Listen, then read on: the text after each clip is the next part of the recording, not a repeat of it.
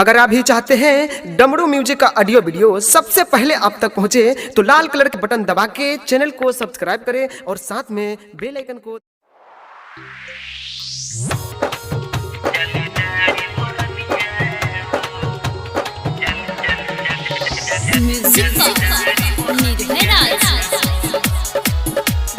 मां Lakshmi recording studio पिपरा।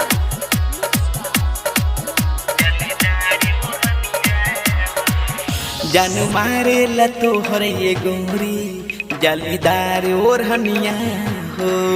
जान मारे ला तोहर ये गोरी जालीदार ओढ़निया हो। सुनो हम की बना लो नयापन, सुनो हम की बना लो नयापन दिलदार समरिया हो।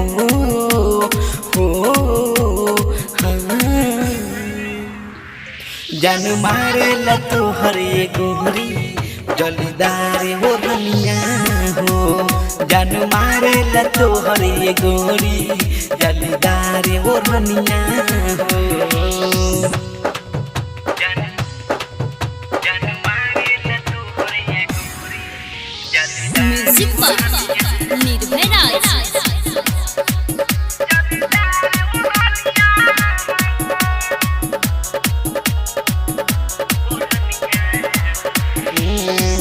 तोहरे सूरतिया दिल में बसल बजब से आवेला याद ओखिया लहरल बतब से।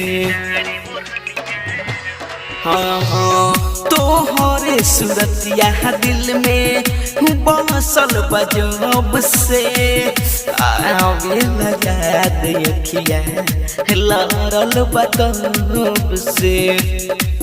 आव कोई तो हमारा नामे, हाँ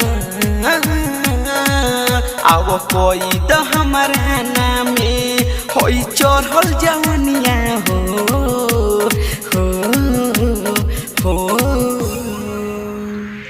जान मारे ला तोहर ये गोरी जालीदार ओढ़निया हो। जान मारे ला तोहर ये गोरी जालीदार ओढ़निया हो।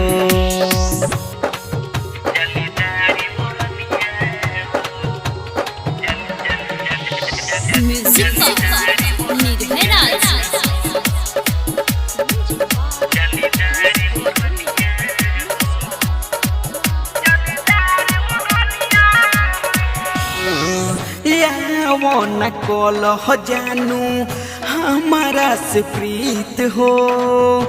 पीछा पड़ल बा कब से संगम संजीत हो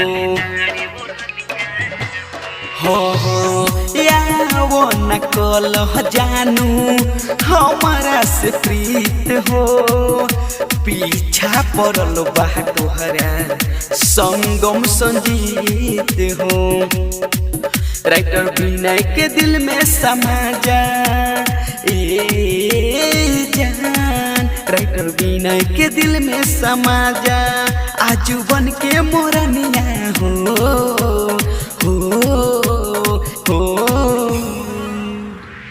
जान मारे ला तोहर ये गोरी जालीदार ओढ़निया हो। जान मारे ला तोहर ये गोरी जालीदार ओढ़निया हो। मां लक्ष्मी रिकॉर्डिंग स्टूडियो पिपरा।